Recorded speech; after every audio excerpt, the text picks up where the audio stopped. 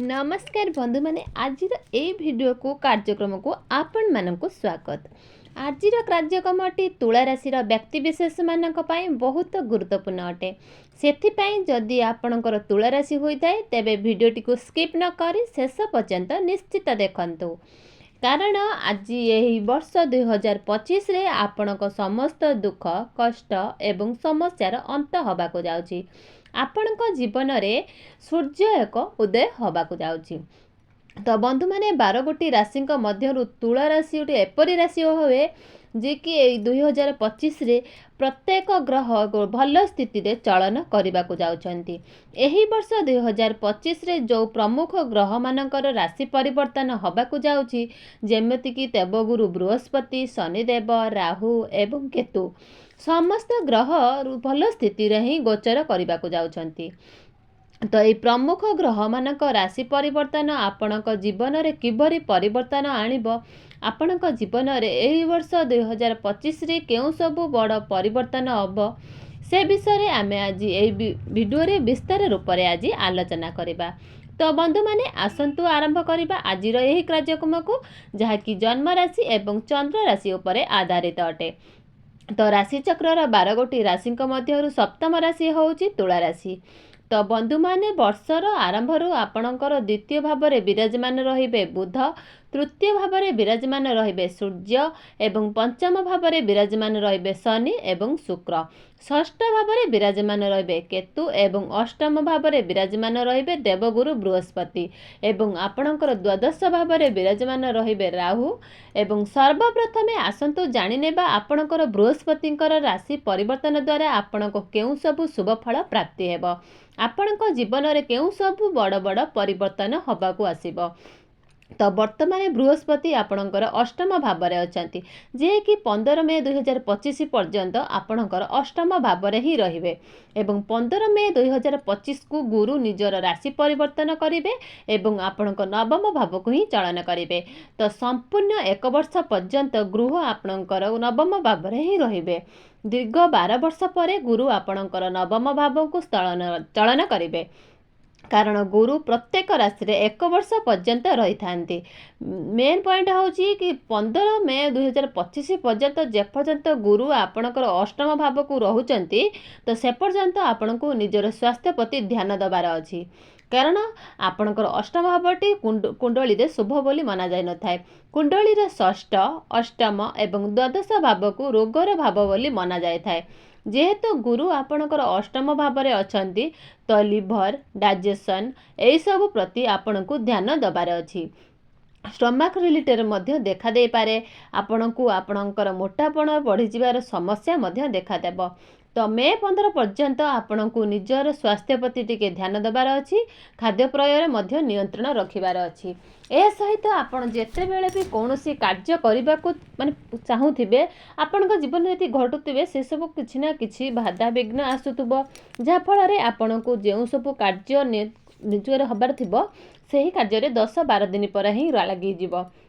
एहर अर्थ होची जे पर्यंत आपणकर अष्टम भाव में रहिबे से पर्यंत आपणकर भाग्य रे मध्य विघ्न आसीबो।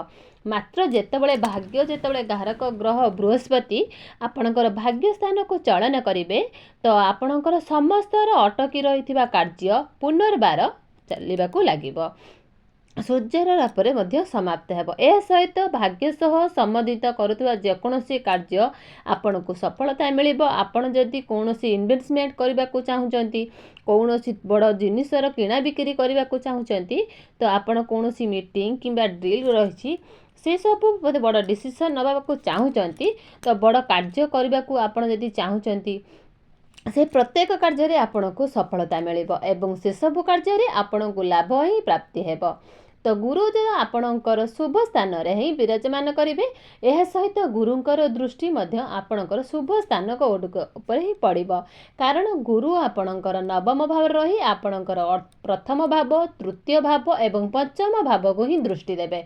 प्रथम भाव को दृष्टि देबा हेतु आपणकर मध्य रे दयालु स्वभाव आसीबो एवं सबुजरे आपणकर मान सम्मान बढ़िबो, आपणक मध्य रे मैच्योरिटी लेवल मध्य बढ़िबो, आपणकर कॉन्फिडेंस मध्य बढ़िबो, ଚନ୍ଦ୍ରମାଙ୍କ ଉପରେ ଯେତେବେଳେ ଗୁରୁଙ୍କର ଦୃଷ୍ଟି ପଡ଼ିଥାଏ ସେତେବେଳେ ଆପଣଙ୍କ ମଧ୍ୟରେ ଜ୍ଞାନ ମଧ୍ୟ ବଢ଼ିଥାଏ।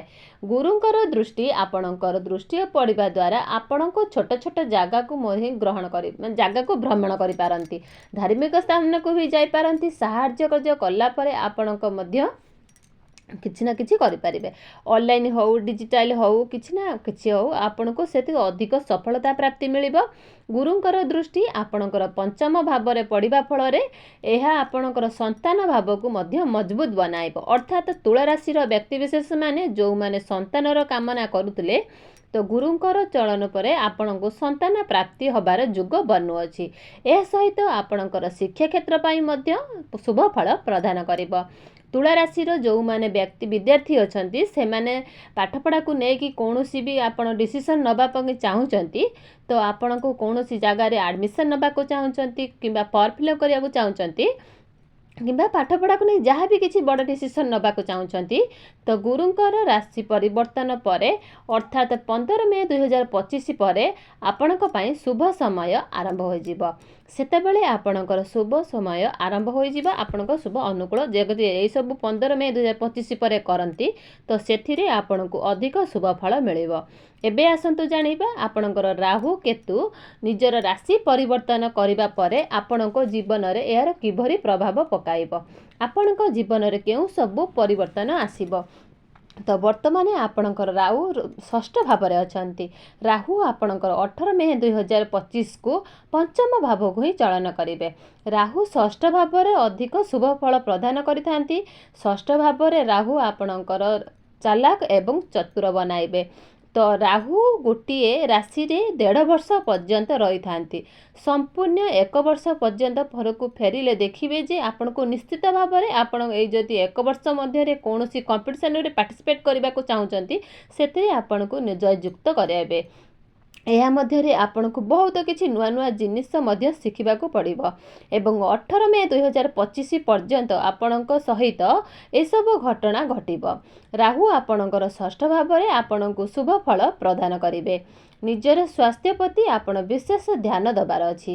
ନିଜ ସ୍ୱାସ୍ଥ୍ୟକୁ ନେଇକି ଆପଣ ଯତ୍ନଶୀଳ ମଧ୍ୟ ରହିବେ। ତେବେ ଆପଣଙ୍କର ପଞ୍ଚମ ଭାବରେ ଯେତେବେଳେ ରାହୁ ଗୋଚର କରିବେ, ତ ରାହୁ ଆପଣଙ୍କର ପାଠପଢ଼ାକୁ ବହୁତ ଡାଇଭର୍ଟ କରାଇବେ, କାରଣ ଅନେକ ମନସ୍କ ମଧ୍ୟ କରାଇପାରିବେ। ଗୁରୁଙ୍କର ଦୃଷ୍ଟି ମଧ୍ୟ ଆପଣଙ୍କର ପଞ୍ଚମ ଭାବ ଉପରେ ରହିବ, ଯାହାଫଳରେ ଆପଣ ଯେତେ ବି ଅସୁବିଧା ରହୁଥିଲେ ମଧ୍ୟ ଆପଣଙ୍କୁ ପାଠପଢ଼ାରେ ସକ୍ସେସ୍ ମିଳିବ। ଆପଣ ସେତେବେଳେ ଏଇ କଥାକୁ ଧ୍ୟାନ ଦେବାର ଅଛି ଯେ ଅନ୍ୟ କାହାର କଥାରେ ପଡ଼ି କୌଣସି ଡିସିସନ୍ ଭୁଲ ନିଅନ୍ତୁ ନାହିଁ। ଆଖି ବୁଝି ବି କାହା ଉପରେ ବିଶ୍ୱାସ କରନ୍ତୁ ନାହିଁ। ପାଠପଢ଼ାରେ ଆପଣଙ୍କୁ ଯାହା ବି ନିଜକୁ ଠିକ୍ ଲାଗିବ ଆପଣ ସେଇଆ କରନ୍ତୁ। ଏବେ ଆସନ୍ତୁ ଜାଣିନେବା କିଛି ପ୍ରତିକାରକ ବିଷୟରେ, ଯେଉଁ ପ୍ରତିକାର କରିବା ଦ୍ୱାରା ଆପଣଙ୍କ ଅଶୁଭତ ଖଣ୍ଡନ ହୋଇଯିବ, ତ ସମସ୍ୟା ମଧ୍ୟ ସମାଧାନ ହୋଇଯିବ। ତ ବନ୍ଧୁମାନେ, ଆମେ ସେଥିପାଇଁ ପ୍ରତ୍ୟେକ ଦିନ ଶୁକ୍ରଙ୍କର ବୀଜ ମନ୍ତ୍ର 108 ଥର ଜପ କରନ୍ତୁ ଓ ପ୍ରତ୍ୟେକ ଦିନ ଚନ୍ଦ୍ରମାଙ୍କୁ ବୀଜ ମନ୍ତ୍ର ମଧ୍ୟ ଜପ କରନ୍ତୁ। ରହିଲି ଦର୍ଶକ ବନ୍ଧୁ, ଜୟ ଜଗନ୍ନାଥ।